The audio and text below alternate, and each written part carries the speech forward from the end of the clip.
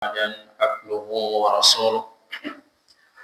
Allahumma salli wa sallim wa barik wa an'im ala nabina Muhammad wa ala alihi wa ashabihi wa man istanna bisunnatihi ila yaumiddin, amma ba'd.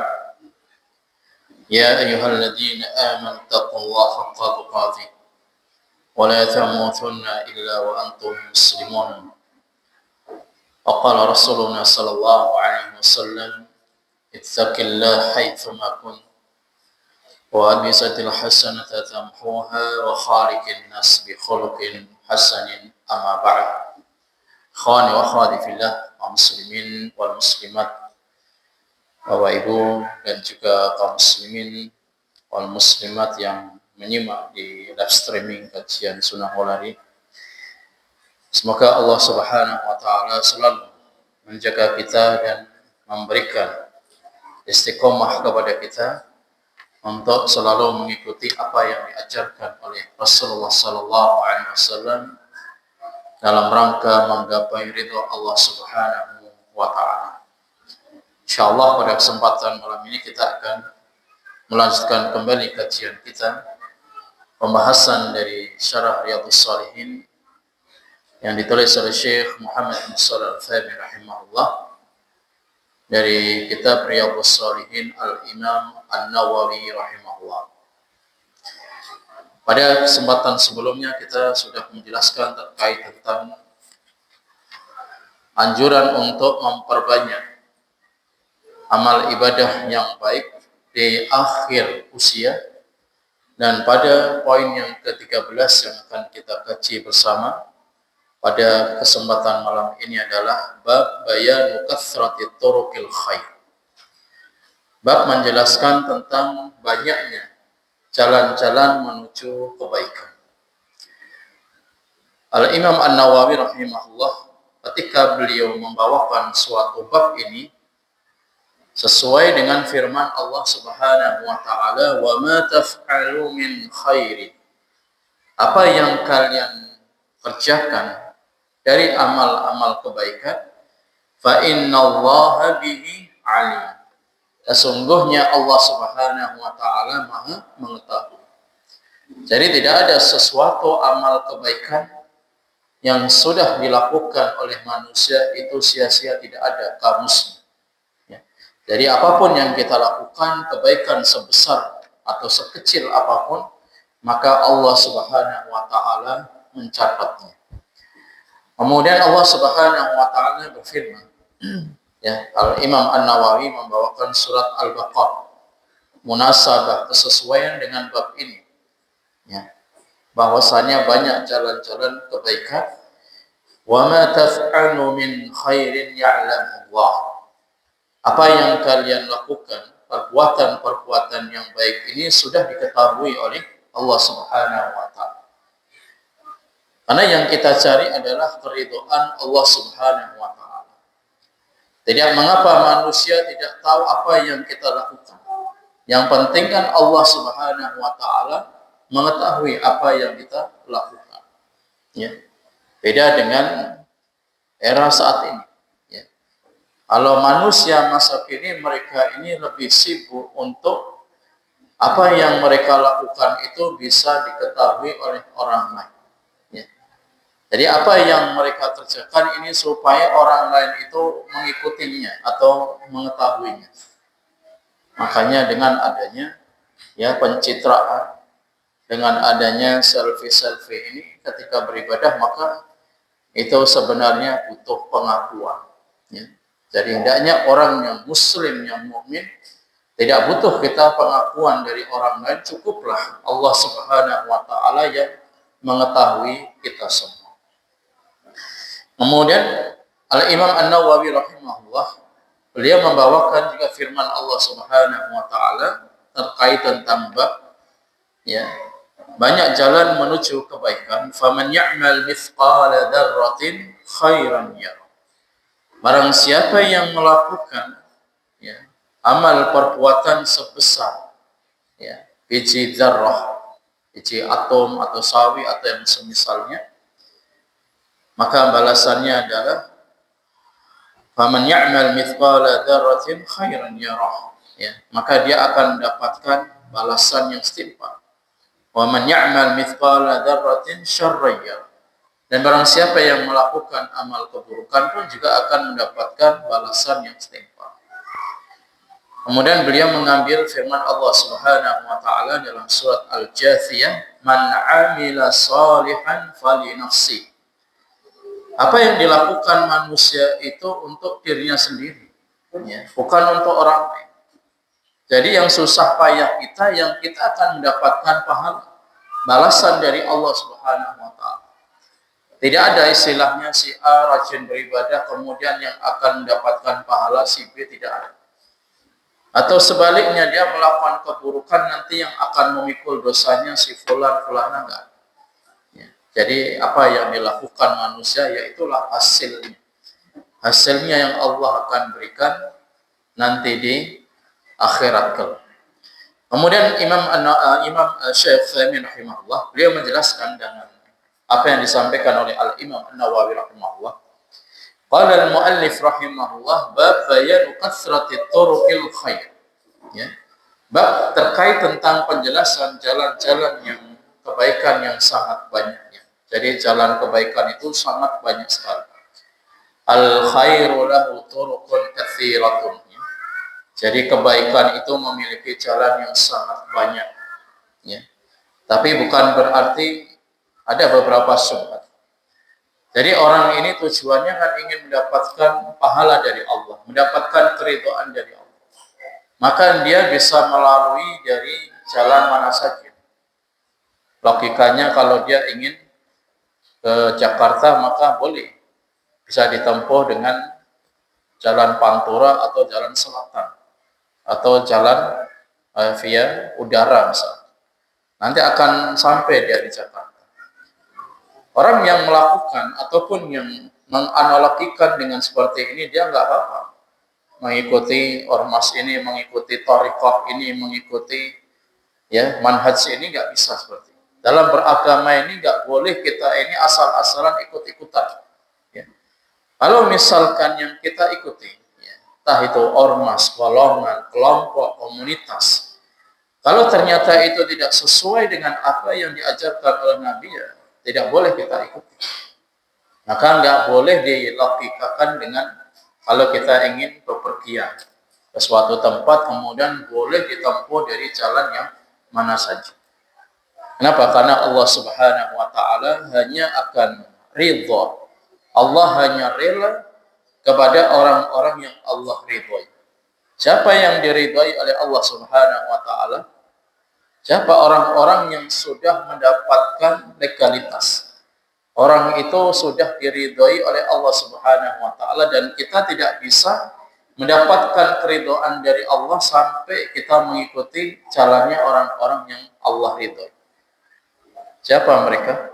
Para sahabat. Ya.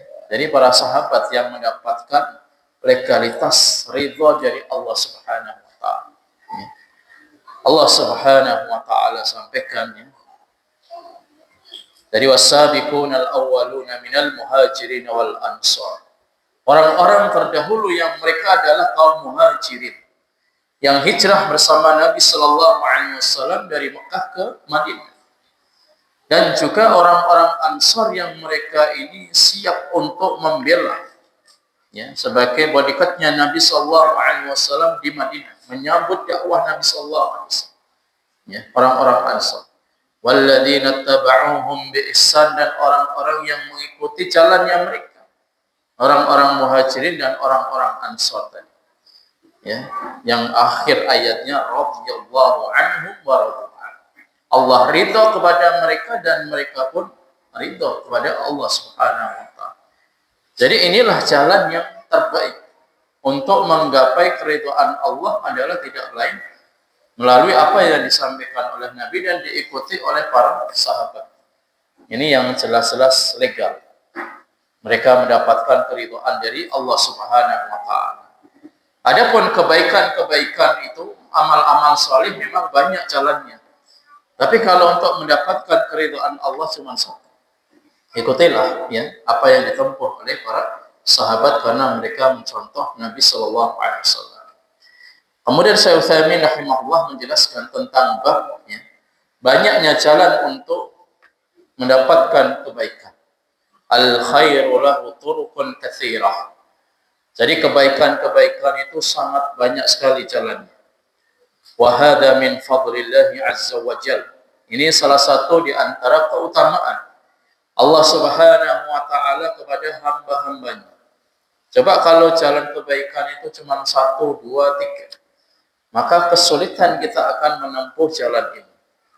Tapi ketika Allah Subhanahu wa taala menjelaskan bahwa jalan kebaikan itu jumlahnya banyak, maka orang itu bisa melakukan sesuai dengan kemampuan dan sesuai dengan taufiknya dari Allah Subhanahu wa taala.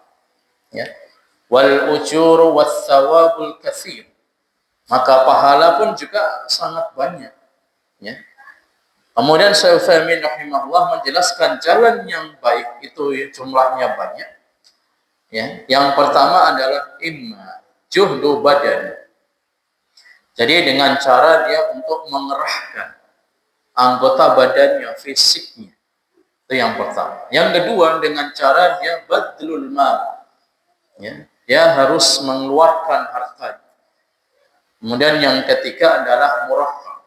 Ya, artinya ya dua-duanya, ya harta, ya anggota badannya. Adapun dengan anggota badan ini, jalan-jalan untuk mendapatkan kebaikan dengan anggota badan yang kita miliki, itu dengan cara apa?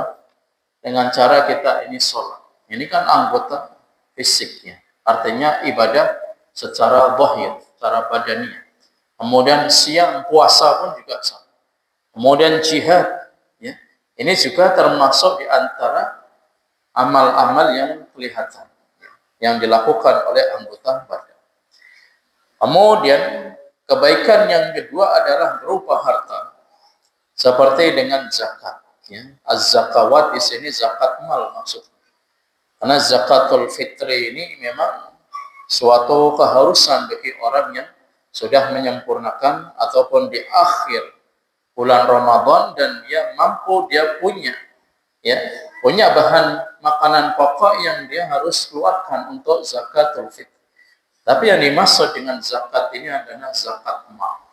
Karena zakat mal ada ketentuan ya, dari haulnya kemudian sampai nisabnya. Ini sudah dijelaskan. Karena banyak orang yang belum paham tentang zakat mal, dia mau mengeluarkan zakat mal tapi uangnya 300, yang dikeluarkan 300 atau 500. Ini bukan zakat mal. Karena zakat mal itu harus ada haulnya dan nisabnya. Kalau belum sampai nisab saja nggak wajib dia mengeluarkan zakat mal. Atau kalau belum sampai putaran setahun pun juga tidak wajib zakat mal. Jadi harus terpenuhi 2 syarat orang bisa mengeluarkan zakat mal. Kalau dia keluarkan 100.000 nggak boleh diniatkan saya niatnya zakat mal, nggak boleh karena belum sampai nisab itu. Jadi 2,5%-nya itu belum sampai berarti. Karena kalau kita hitung zakat mal dari sekarang itu kurang lebih kalau 80 dinar itu tinggal dikalikan harga emas. Kalau harga emas itu sudah sampai 1 juta lebih, berarti harta yang ia keluarkan atau yang ia miliki itu antara 80 sampai 90 juta baru disuruh mengeluarkan zakat. Kalau belum sampai di situ, tidak ada kewajiban untuk mengeluarkan daripada zakat. Misalkan punya uang 10 juta, wajib nggak wajib karena belum sampai kepada haul dan nisabnya. Jadi sekali lagi yang dimaksud dengan mengeluarkan harta di sini adalah zakat mal yang sudah ada ketentuannya. Kemudian sedekah, jadi sedekah ini juga termasuk di antara perbuatan baik yang dilakukan oleh manusia dengan harta yang ia miliki. Kalau sedekah itu tidak ada haulnya, tidak ada nisabnya, tidak ada batas maksimal minimal, nggak ada. Kita sedekah, mau kita sedekah 5.000, 10.000, 100.000 boleh. Tapi kalau zakat tidak boleh. karena ada batasan-batasan. Kemudian nafaqat, ya, dengan nafkah ini pun juga sama. Ini termasuk di antara al-badlul mal, ya, mengeluarkan, mencurahkan harta yang dia miliki. Ini termasuk di antara amal-amal kebaikan. Atau dua-duanya, anggota badan dan juga harta yang dia miliki, seperti halnya jihad fisabilillah. Orang yang berjihad itu harus terhimpun dua tadi. Ya, anggota badan fisiknya harus qawi, harus kuat. Fisik lemah, sakit, nggak bisa dia mau jihad. Kemudian yang kedua, dia punya bekal. Ya, punya bekal, nanti dibuat bekal keluarganya di rumah dan buat bekal dia jihad fisabilillah. Begitu juga dengan haji. Haji ini di dalamnya ada dua, ya, ada dua rukun tadinya. Jadi yang pertama, anggota badannya juga harus fit, kuat, ya, buka. Kemudian yang kedua, harta. Ya, karena kalau hanya fisik kuatnya, seperti antum sekarang misalkan kita, ya, kita sekarang masih muda ataupun memiliki kekuatan stamina yang prima, tapi tidak didukung dengan finansial, ya, tidak punya ekonomi yang kuat untuk bisa bayar, ya, untuk bisa membayar ongkos haji, kan nggak bisa kita bisa melakukan haji. Jadi dua-duanya harus terhimpun. Makanya termasuk di antara, ya, orang yang melakukan kebaikan dengan harta dan anggota badannya selain daripada jihad adalah haji. Ya. Karena haji ini butuh stamina yang prima dan butuh bekal yang cukup. Karena dia paling tidak 40 hari di sana. Ya. Ini kan butuh bekal yang cukup, ya. Belum lagi yang harus ditinggalkan keluarganya ditinggal selama 40 hari. Wa yakunu bi nafsi walakin min anwa'u hadhihi al-usul katsiratun jiddan, ya. Dan adapun yang dilakukan, ya, dari amal-amal kebaikan ini jumlahnya sangat banyak sekali, ya. Min ajli an tatawu'an lil ibadi wat ta'at. Di antaranya adalah untuk melakukan ketaatan-ketaatan kepada Allah Subhanahu wa taala, ya. Jadi jalan-jalan kebaikan itu sangat banyak sekali, ya. Jadi bisa dengan birrul walidain, ya. Bisa juga bantu orang lain. Kemudian bisa kita memberikan saran masukan kepada orang lain. Kemudian bisa juga kita untuk, ya, ikram dhaif, ya. Jadi bisa memuliakan tamu. Ini banyak sekali jalan-jalan kebaikan. Kemudian kata Syekh Utsaimin rahimahullah, qala Allah Ta'ala fi hadzal bab fastabiqul khairat. Oleh karenanya Allah Subhanahu wa taala sampaikan dalam firman-Nya, hendaknya kalian itu fastabiqul khairat. Berlomba-lomba dalam kebaikan. Bukan berlomba-lomba dalam asyarra, ya, dalam keburukan, ya, asyurur, ya, keburukan. Jadi kebanyakan manusia sekarang ini kan mereka berlomba-lomba dalam melakukan keburukan, ya. Contohnya yang satunya, ya. Satu, dia bisa menipu orang lain. Menipu ini perkara yang kecil, dia lebih hebat lagi, ya. Bukan hanya menipu, tapi dia bisa membobol ATM misalkan. Nanti yang satunya lagi dia bobol ATM itu kecil, ya. Uangnya nggak seberapa, dia bisa korupsi sampai miliaran, ya. Yang korupsi miliaran pun dianggap kecil, dia masih bisa lagi untuk korupsi sampai triliun. Jadi berlomba-lomba dalam melakukan keburukan kalau manusia sekarang, ya. Padahal perintah dari Allah Subhanahu wa taala, hendaknya kalian untuk berlomba-lomba dalam kebaikan. Innahum kanu yusari'una fil khairat. Mereka adalah orang-orang yang selalu berlomba-lomba dalam kebaikan, ya. Jadi kalau untuk perkara akhirat, kita diperintahkan untuk berlomba-lomba dengan kebaikan. Tapi kalau untuk perkara duniawi, maka kita ini hanya disuruh untuk mengambil bagian kita saja, ya. Bagian kita di dunia. Wala tansa nasibaka minad dunya. Jangan kalian untuk mengambil hakmu, bagianmu di dunia, ya. Jadi Allah tidak memerintahkan untuk fastabiqu amwal, ya. Jadi berlomba-lomba untuk mencari harta, tapi berlomba-lombalah kalian dalam kebaikan. Kemudian kata beliau, wa hadza yadullu ala anna al-khairat laysat khairan wahidan bal turuqun katsira. Oleh karenanya dalam ayat ini menjelaskan Allah Subhanahu wa taala menunjukkan bahwa jalan-jalan kebaikan itu sangat banyak, bukan hanya satu, dua, dan tiga, tapi jumlahnya sangat banyak. Kemudian yang dijelaskan oleh muallif ya, Syekh Utsaimin rahimahullah ingin menjelaskan apa yang ditulis oleh Al-Imam An-Nawawi rahimahullah. Beliau menyebutkan di antara ayat-ayat yang menunjukkan bahwa pintu-pintu kebaikan itu sangat banyak. Ya. Di antaranya tadi ya, apa yang kalian perbuat Allah sudah mengetahui. Barang siapa yang melakukan kebaikan sebesar biji sawi, Allah akan ganti. Jadi istilahnya orang infak, orang sedekah, orang berbuat baik itu enggak rugi. Ya. Meskipun secara matematika, secara hitungan duniawi itu rugi. Ya. Orang berinfak, bersedekah, dia setiap hari harus mencari maisha, setelah dapat disuruh mengeluarkan. Secara matematika kan berkurang.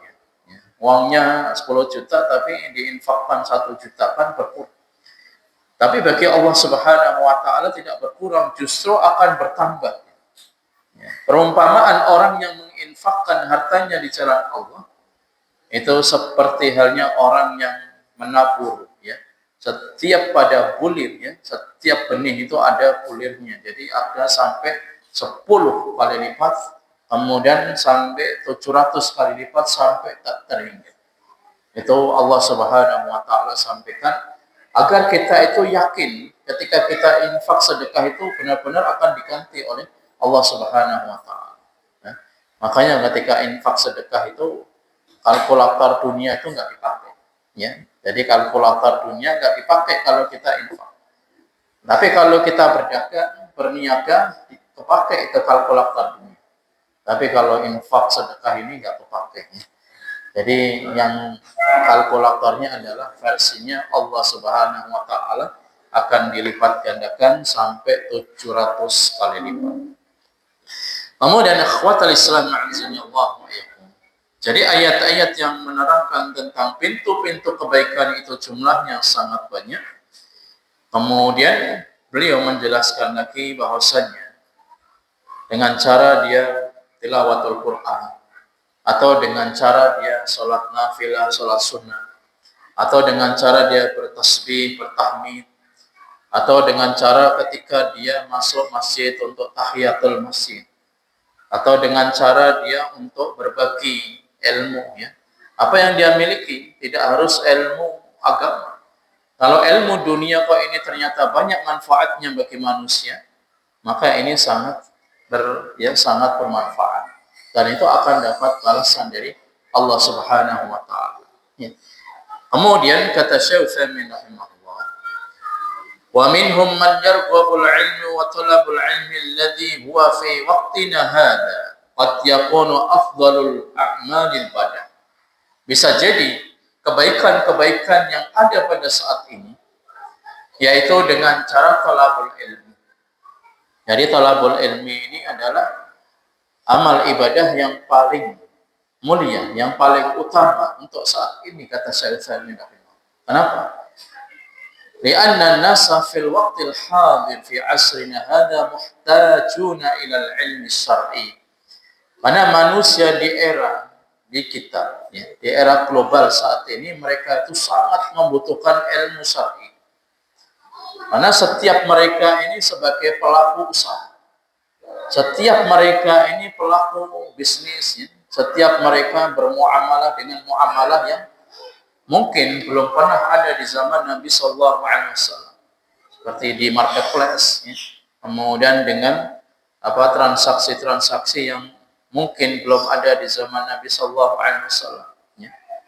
Maka ini butuh ilmunya itu lebih untuk saat ini. Kemudian li ghalabatil jahli wa kathratil muta'alimin.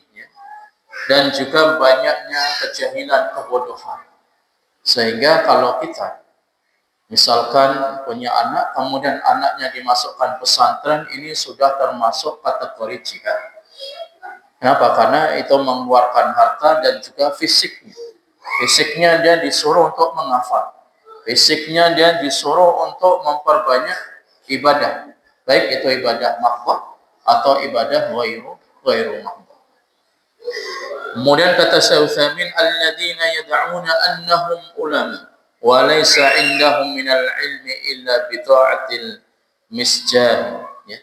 Apalagi di tengah, ya, di era sekarang ini banyaknya orang yang mengklaim dirinya itu sebagai ulama. Ya, ulama, tapi ulama su, ya, ulama yang buruk. Yang mereka itu mengklaim dirinya itu sebagai ulama.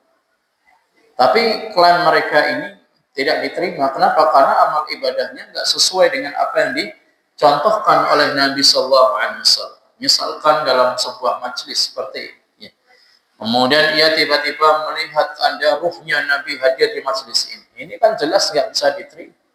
Meskipun dia mengaku dirinya sebagai wali, sebagai ulama, sebagai habib, tapi kalau dia langsung melihat, ya, jadi ruhnya Nabi langsung masuk ke dalam majelisnya, meskipun dengan mata kepalanya itu melotot, itu nggak bisa dijadikan dalil. Karena bukan dengan cara seperti itu orang ingin melihat Nabi Shallallahu Alaihi Wasallam. Ya. Jadi ini fitnahnya lebih besar untuk saat ini. Kemudian kata beliau, ya, mereka tidak memiliki apa-apa, ya, tidak memiliki ilmu. Fanahnu fi hajati ila talabil ilmi yakunu indahum ilmu rasikh thabitun mabniun al kitab was. Nah, kita ini sekarang ini kebutuhan ilmu itu sangat besar. Imam Ahmad rahimahullah pernah menyampaikan, ya. Jadi kebutuhan manusia terhadap ilmu agama ini lebih butuh daripada makan dan minum. Karena makan dan minum berapa kali sisa? Ya. Ada yang 2, ada yang 3, 4, 5. Ya. Jadi setiap saat makan terus. Ya. Tapi rata-rata kan sampai 3 kali. Sedangkan ilmu agama ini setiap nafas. Jadi setiap nafas, setiap saat kita ini membutuhkan ilmu. Kita mau sholat, kita harus tahu ilmu. Kita membaca Al-Quran, kita harus tahu ilmu. Kemudian kita juga ingin melakukan ibadah-ibadah yang lainnya, kita juga harus mengetahui ilmu. Jadi kebutuhan kita dengan ilmu ini lebih besar daripada kebutuhan kita terhadap konsumsi, makanan dan minum. Kemudian kata beliau, dan kebutuhan ilmu ini pun juga harus dibangun di atas Alkitab dan As-Sunnah. Bukan dibangun sesuai dengan akal logika, bukan dengan mimpi-mimpinya. Kemudian disimpulkan saya mimpi ketemu Nabi, saya mimpi langsung diajak ke surga. Ini jelas khurafat-khurafat yang tidak berdasar sama sekali. Min ajli an yaruddu hadhil fawda allati asbahat muntashira fil qura wal buldan. Ya. Dan ilmu ini sangat dibutuhkan untuk bisa meluruskan umat Islam yang sudah terkena syubhat tadi. Ya. Jadi yang sudah terkena syubhat daripada akidah-akidah yang rusak. Ya. Katanya dengan satu habib ini lebih mulia, ya. Meskipun dia rusak, melakukan dosa besar, lebih mulia daripada 70 ulama. Ini ilmu dari mana? Gak ada dasarnya sama sekali.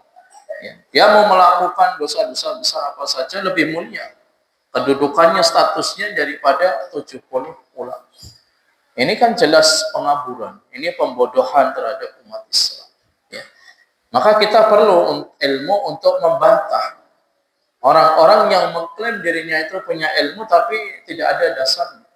Dasarnya hanya mimpi, khurafat, takhayul dan sebagainya. Kemudian khawatal Islam azza wa jalla, dan ini sudah menyebar luas di seluruh penjuru dunia, ya. Baik itu di Eropa, di Afrika, ya, di Asia, ini semuanya, ya. Semua itu sudah tertipu sekarang, ya. Jadi sudah terkena syubhat dengan adanya tadi, ya, yang diunggulkan para wali tadi, ya. Belum lagi thariqah-thariqah, ya, di Afrika, di Eropa, di Turki banyak, ya. Banyak sekali thariqah-thariqah yang mereka itu mengedepankan dengan akal, dengan ijazah dari ulama-ulama mereka yang tidak ada dasarnya dari Nabi Sallallahu Alaihi Wasallam. Ya. Makanya ini penting sekali kita untuk meluruskan umat Islam ini, kebutuhan ilmu ini sangat besar daripada kebutuhan dari konsumsi ataupun harta. Kemudian kata Syekh Utsaimin rahimahullah, kullu insanin indahu hadits atau haditsan an Rasulillah sallallahu alaihi wasallam. Setiap orang yang mengklaim dirinya itu sebagai ulama, maka dia punya hafal satu atau dua hadis. Tujuannya apa? Tujuannya untuk memalingkan para pemuda ini supaya tidak terus untuk menghadiri majelis ilmu. Cukup dikasih ijazah, ya, cukup dikasih istilahnya ijazah atau sanad atau apa yang mereka lakukan. Jadi cukup amalkan ini, pahalanya lebih besar daripada engkau sholat misalkan 70 tahun. Ya. Maka orang ini mengambil secara instan. Ya. Jadi untuk mendapatkan pahala ini dengan wirid-wirid, dengan amalan-amalan seperti ini yang tidak pernah diajarkan oleh Nabi Sallallahu Alaihi Wasallam. Wa yatahawwan, dan dia bermudah-mudahan akhirnya dengan syariat Islam. Ya, tidak perlu lagi sholat, sudah punya ijazah. Jadi levelnya sudah ma'rifat. Nggak perlu lagi dengan adanya sholat, puasa. Wa ka'annahu Syekhul Islam Ibnu Taimiyah atau Imam Ahmad atau Syafi'i. Jadi dia memposisikan dirinya itu selevel Syekhul Islam Ibnu Taimiyah atau selevel umat imam para madhab, ya, a'immatul arba'. Dia memposisikan dirinya itu sama dengan Imam Syafi'i, sama dengan Imam Ahmad, Abu Hanifah seperti itu. Wa hadha yandurul bi khatarin 'azim in lam yatadarqallahu al-ummah bi ulama'i rasikh. Dan ini yang realitas seperti ini sangat banyak sekali, ya. Jadi untuk mengambil ilmu maka harus mendapatkan tazkiyah, rekomendasi. Tidak boleh belajar dengan orang ini, dengan ustaz fulan. Ya, seolah-olah apa yang diucapkan itu seperti wahyu turun dari langit. Dan ini di era-era seperti ini sudah terlewatkan. Ya, sudah terlewatkan. Jadi terkadang membingungkan. Kita ingin belajar, ya, di majelis seorang ulama, nanti kalau tidak di bawah rekomendasi itu kena tahdir. Jadi nggak boleh belajar dengan si fulan. Ya. Jadi kena tahdir. Makanya dia memposisikan diri seperti ulama besar, ya, seperti makomnya Imam Ahmad, Imam Syafi'i. Padahal sama-sama thalabatul ilmi, sama-sama pembelajar, sama-sama pemula. Cuman dia menukil dari ulama yang memang memiliki marwah dalam masalah rekomendasi ataupun tazkiyah seperti itu. Indahum ilmu qawin wa hujjatun qawiyah. Beda dengan ulama-ulama ar-rasikhin, ulama-ulama rabbani. Mereka ini adalah memiliki hujjah yang sangat kuat, ya. Mereka memiliki disiplin ilmu yang cukup, ya. Jadi tidak asal-asalan. Jadi tidak asal ngomong asbun, ya, atau aman-aman, ya. Jadi enggak asal ngomongnya. Jadi semuanya memang punya dasar. Ilmu yang dipelajari pun bertahun-tahun, bukan baru kemarin sore ngaji kemudian sekarang berfatwa. Ya. Walihada nar, ya. Oleh karena Syaikhul rahimahullah kita jumpai sekarang anna talabal ilmi al-yawm afdalul a'mal al-muta'addiyah lil khalq. Ya. Jadi menuntut ilmu agama ini saat ini adalah suatu amal yang paling mulia. Ya, karena kedudukan ilmu saat ini sangat dibutuhkan oleh masyarakat kita.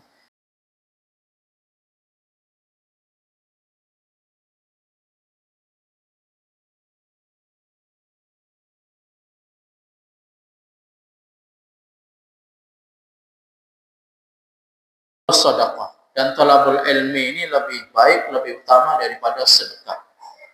Wa afdalu minal jihad. Ini yang mengatakan Syekh Utsaimin. Jadi talabul ilmi lebih mulia daripada jihad, lebih mulia, lebih utama daripada jihad saat ini. Bal huwa jihad fil haqiqah.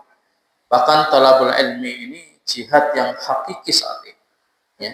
Karena kebutuhan manusia sekarang ini yang sangat butuh sekali dengan ilmu akidah, sangat butuh dengan ilmu fikih dan muamalahnya, sangat membutuhkan dengan manhaj bagaimana amal ibadahnya itu sesuai dengan apa yang Allah ridhai kepada mereka. Kemudian kata Syekh Utsaimin rahimahullah, "Li'anna Allah subhanahu wa ta'ala ja'alahu 'adilan lil-jihad fi sabilillah." Karena Allah subhanahu wa ta'ala telah menjadikan amalan talabul ilmi ini sepadan dengan orang yang jihad fi sabilillah. Karena di situ butuh harta, ya. Masuk ke pesantren, ya, paling murah itu sekarang 10 juta. Ya, paling murah sekarang, ya. Ada yang di level 20, ada 30, ada yang 50 juta bahkan. Bahkan ada yang sampai 100. Ya, 100 juta masuk ke pesantren. Dan itu kategori pesantren sunnah, bukan pesantren biasa. Ya. Makanya ini termasuk jihad, ya. Jadi masukkan anak pesantren, dia belajar ilmu agama, butuh fisik yang, ya, stamina yang prima, yang kuat, dan juga butuh harta. Ini termasuk jihad. Jadi jangan terus kita berpikir, wah nanti kalau sudah selesai dari pesantren mau kerja apa, mau jadi apa. Karena ini sedang jihad. Ya. Adapun nanti hasilnya Allah Subhanahu Wa Taala yang akan mengatur. Ya. Allah Subhanahu Wa Taala tidak akan pernah menyia-nyiakan orang yang sudah menginfakkan hartanya fi sabilillah. Ya. Jadi talabul ilmi ini sudah jihad yang nyata, kata Syekh Utsaimin rahimahullah. Bahkan lebih, ya, mulia untuk saat ini. Mana qadhiyah, ya. Jadi qadhiyah ini terkait tentang jihad ini setiap, ya, masa, setiap generasi berbeda-beda. Ya. Kalau sekarang yang sangat diperhatikan oleh para ulama, ya, adalah talabul ilmi, jihad yang hakiki. Ya. Kemudian kata beliau, walaisal jihad alladhi yusawwibuhu ma yusabbihu minas syubhat. Dan bukan jihad yang mana itu, ya, untuk menyebarkan dengan syubhat-syubhat yang ada. Wa yasuqqan nasu fi sadaqatin niyatul mujahidin, dan meragukan manusia untuk benar-benar niat yang benar ketika jihad fisabilillah. Tapi jihad yang hakiki, kata beliau, alladzi ta'allama ilmul yaqin annal mujahidina yujahiduna litakuna kalimatullahi hiyal ulya. Ya. Jadi jihad yang hakiki saat ini adalah dengan cara tadi, untuk menjadikan kalimat Allah, kalimat tauhid itu lebih tinggi. Fatajiduhum mathalan yatlubuna yatbaquna hadzal mabda' fi anfusihim qabla an yujahidu ghairahu. Ya. Maka kita jumpai saat ini yang mereka ini masih pemula, ya. Artinya yang baru mulai untuk berjihad, ya. Fal jihadul haqiqi fi sabilillah. Maka jihad yang hakiki adalah dengan fisabilillah, untuk meninggikan kalimat Allah. Dan kalimat Allah ini tidak akan bisa tegak berdiri, ya, lurus, kalau tidak tahu ilmu. Makanya semua kembali kepada ilmu. Untuk menegakkan kalimat tauhid butuh ilmu. Untuk menerapkan syariat Islam juga butuh ilmu. Kemudian untuk, ya, membagi harta warisan butuh dengan ilmu. Kemudian juga untuk, ya, untuk mengajak manusia beramal saleh pun juga butuh dengan ilmu. Ya. Jadi semua ini muaranya kembali kepada ilmu. Makanya jihad saat ini adalah secara hakiki yang dijelaskan oleh Syekh Utsaimin, Syekh Albani dan sebagainya adalah dengan talabul ilmi. Ini apa yang kita lakukan dari rumah ke majelis ini juga termasuk di antara jihad, gitu ya. Meskipun di majelis ini sambil ngantuk, tapi udah masuk pahala, ya. Sudah dapat pahala, ya, untuk jihad fisabilillah. Kemudian kata beliau, ya, yuqatilu fihi al-muqatiluna litakuna kalimatullahi hiyal ulya. Ya, jadi untuk menegakkan kalimat Allah, ya, yu'adilu talabul ilmi asy-syar'i. Untuk menegakkan kalimat Allah itu sepadan, sebanding dengan talabul ilmi yang syar'i. Kenapa Allah Subhanahu wa taala, ya, menyetarakan antara jihad dengan talabul ilmi tadi? Bahkan lebih utama, ya, talabul ilmi daripada jihad yang ada. Karena firman dari Allah Subhanahu wa taala, "Wa ma kanal mu'minuna liyanfiru kaffah." Tidak sepatutnya orang-orang beriman itu mereka pergi ke medan perang semuanya. Jadi jihad semuanya. Ya, kalau sekarang ke Palestina, Tidak setiap orang yang beriman itu untuk pergi semua ke Palestina. Meskipun mereka itu yang mendengungkan, ya. Ayo jihad terus ke Palestina, tapi giliran diajak jihad ya mengkeretnya, jadi nggak berani, jadi langsung melempem gitu. Ya hanya asal aja, asbun atau aman-aman aja, tapi ya sebenarnya nggak ada nyali gitu untuk jihad fisabilillah. Ya. Jangankan ke Palestina, menghadiri majelis ilmu aja keberatan, bagaimana mau jihad? Ya. Menghadapi orang kafir yang mereka itu membawa senjata yang sangat lengkap. Ya. Kemudian kata Allah Subhanahu wa taala, "Falaula nafara min kulli firqatin minhum ta'ifah."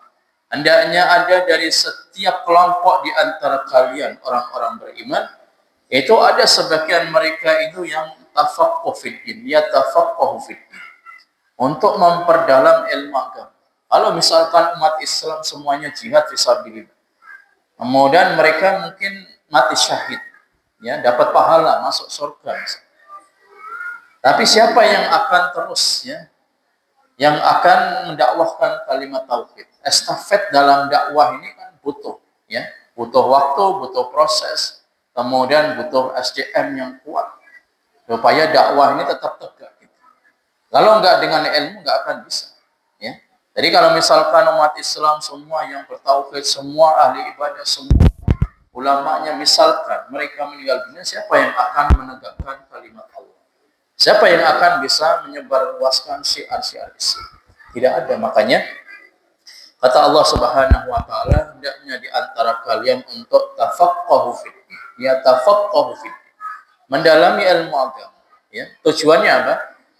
Waliyundziru qaumahum idza raji'u ilaihim. Supaya mereka ini bisa memberikan nasihat, peringatan kepada kaum ketika mereka itu kembali ke suatu kaum, la'allahum yahdharun, supaya mereka pun mendapatkan peringatannya. Ini dalam surat At-Taubah ayat 122.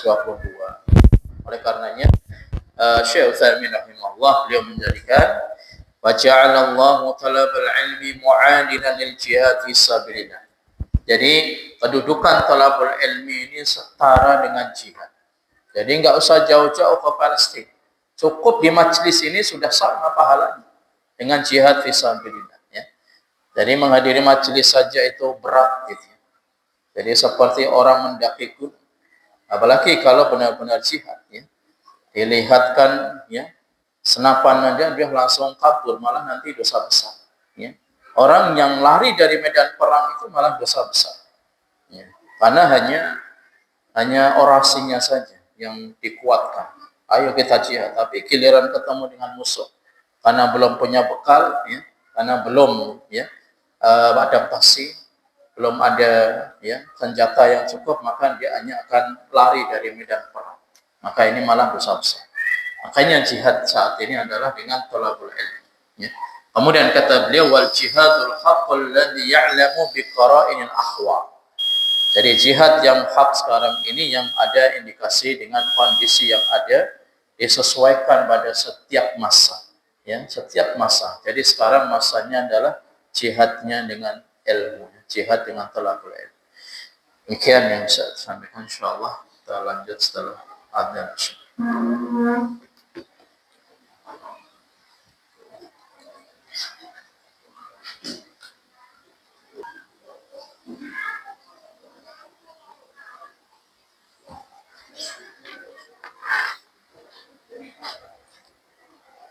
Ya, kita lanjutkan kembali. Ini pembahasan yang sangat bagus, ya, bisa memberikan motivasi kepada kita semua bahwasanya ilmu syar'i ini sangat dibutuhkan oleh umat Islam, dan juga ini sepadan dengan jihad fisabilillah, bahkan lebih utama saat ini, ya. Jadi sangat utama daripada jihad karena kebutuhan manusia, kebutuhan umat Islam dengan ilmu agama ini sangat, ya, sangat besar daripada sekedar dia bisa mendapatkan harta yang dia inginkan. Kemudian Syekh Utsaimin rahimahullah menjelaskan kembali, fal muhim anna turuqal khair katsira. Jadi esensinya bahwasanya jalan-jalan kebaikan itu sangat banyak. Wa afdaluha fi ma ara ba'dal faraid allati faradallahu wa talabul ilmi syar'i. Kata beliau, tidaklah aku memperhatikan kewajiban-kewajiban yang diwajibkan Allah kepada manusia saat ini, seperti hanya sholat, puasa, setelah itu tidak ada lain kecuali talabul ilmi. Jadi tidak ada setelah kewajiban sholat 5 waktu kecuali kewajiban talabul ilmi. Ya, karena ini adalah sangat darurat. Ya. Laqad sami'na wa ja'ana istitha'u an syakhsin yaqul. Ya. Karena sangat banyak kita jumpai saat ini banyak orang yang berfatwa. Ya. Jadi mudah sekali orang berfatwa. Ya. Ada seorang yang penceramah, dai mau balik, kemudian ditanya, apa sih hukum muamalah, kemudian apa sih kita menabung di bank kemudian dapat bunga? Ya boleh, sah-sah saja. Jadi mudah sekali untuk mengatakan yang perkara yang haram ini boleh. Apa sih kita hukumnya merokok? Ya boleh saja. Bahkan makruh. Paling enggak itu paling tinggi makruh, tapi boleh. Ya. Jadi ini sangat mudah sekali mengobrol fatwa. Padahal dia tidak masuk dalam kapasitas orang yang boleh berfatwa. Karena fatwa ini harus memenuhi beberapa disiplin ilmu yang ada. Kalau nggak mampu, ya paling nggak dia menyampaikan kata ulama seperti ini. Jadi bukan dengan dirinya sendiri, min tilqa'i nafsi. Bukan dari dirinya yang ia keluarkan, tapi memang ada sumbernya dari ulama. Jadi selamat. Maka penting ini. Sehingga ada orang yang sholat di suatu masjid, di suatu daerah, maka dia mengatakan fa innaha la tasihhu sholatu. Dia katakan tidak sah sholatnya. Kenapa? Li'anna alladziina tabarra'u li hadhil masajid fihim kadza wa kadza. Karena orang yang sholat di masjid itu mereka bertabarruk, ya. Jadi tabarruk, ya. Tabarra'u li hadhil masajid, ya. Jadi mereka tabarruk, bukan tabarruknya. Kalau tabarru'u pakai ain itu mereka berdonasi, ya. Artinya berkontribusi. Tapi kalau tabarruk pakai kaf itu artinya mereka mengambil berkah. Hanya karena masalah sepele, kamu nggak sah sholat di masjid. Kenapa? Karena yang memberikan donasi muksesininya misalkan orang-orang yang ditahdir, misalkan orang-orang yang dianggap sururi, maka akhirnya orang yang mendengar ini, saya nggak mau sholat di sana. Karena itu adalah orang-orang yang bermasalah dalam manhajnya, misalkan. Maka Syekh Utsaimin rahimahullah mengatakan, fatwa-fatwa seperti inilah yang kita dengar dari orang-orang yang mengatakan tidak boleh sholat di sana, karena yang memberikannya donasi atau tabarruk ini orang-orang yang bermasalah. Wa man shalla ala hasabil adzan fa innahu la tasihhu sholatu. Ada lagi fatwa yang mengatakan, barang siapa yang dia sholat ketika pas masuk adzan, tidak sah sholatnya. Li anna mabni ala tauqid wa laisa ala ru'yatis syams. Karena dia itu hanya berpedoman, jadi masuknya waktu sholat itu dengan waktu jam digital, bukan dengan ru'yatus syams, bukan dengan ketika matahari benar-benar terbenam. Nah, kalau sekarang digitalnya ini, ya, bermasalah, ya. Jadi misalkan matahari sudah terbenam, berarti kan sudah masuk waktu sholat maghrib, kemudian dia sholat, kan sah dia. Tapi ketika belum dikumandangkan adzan, padahal matahari sudah terbenam, maka dia katakan nggak sah, karena belum adzan, dan adzannya dia hanya berpedoman dengan jam digital. Ini fatwa-fatwa yang beliau dengar saat ini, ya, pada masa beliau hidup. Oleh karenanya Nabi SAW beliau mengambil hadis dari Nabi, waktu dhuhri idza zalatis syams wa kana dhillu rajula kataulihi ma lam yahdurul asr. Jadi waktu salat zuhur, karena di zaman Nabi SAW waktu salat itu dengan rotasi matahari, ya. Jadi waktu zuhur itu ketika idza zalatis syams, ketika matahari itu sudah geser ke barat. Kemudian wa kana dhillu rajul katuli, dan bayangannya seseorang itu, ya, sama dengan tinggi orang tersebut. Malam yahdurul asr, kemudian sampai masuk waktu asar.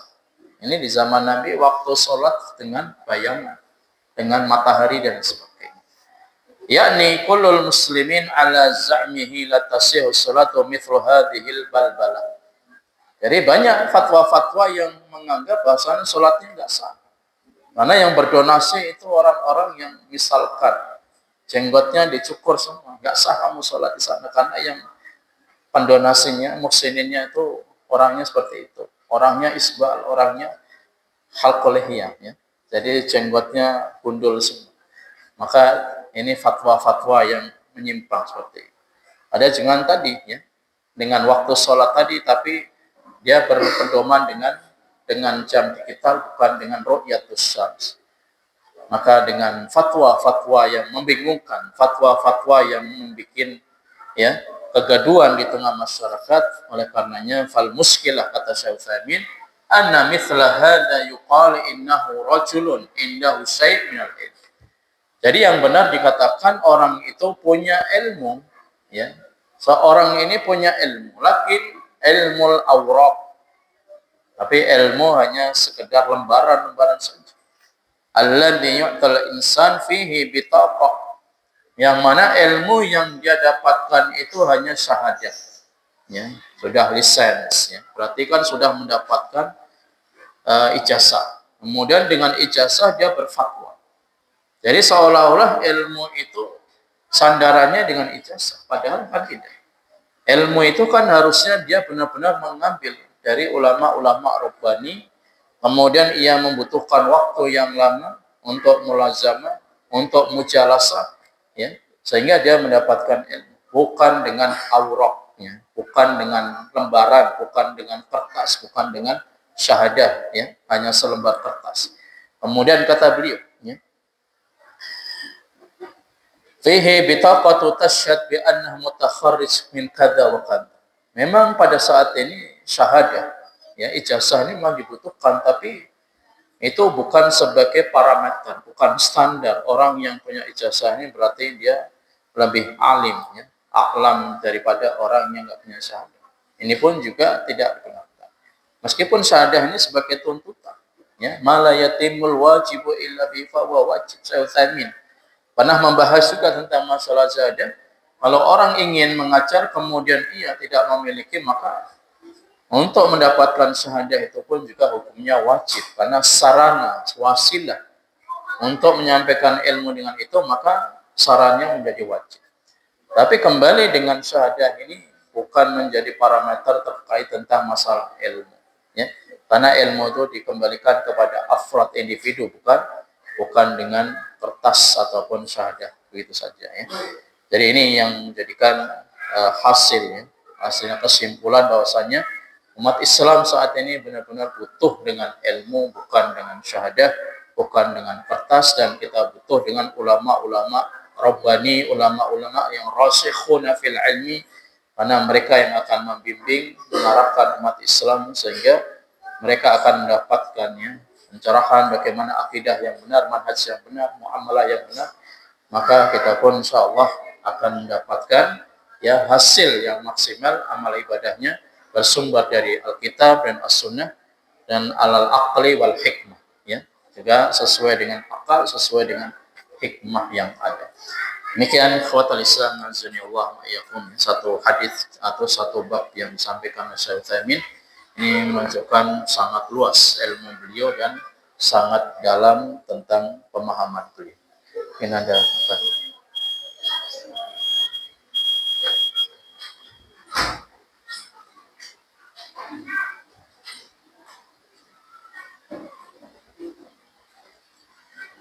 baik, kita sebutkan dengan bacaan kafaratul majlis. Subhanallahumma bihamdika asyhadu an la ilaha illa anta astaghfiruka wa atubu ilaik.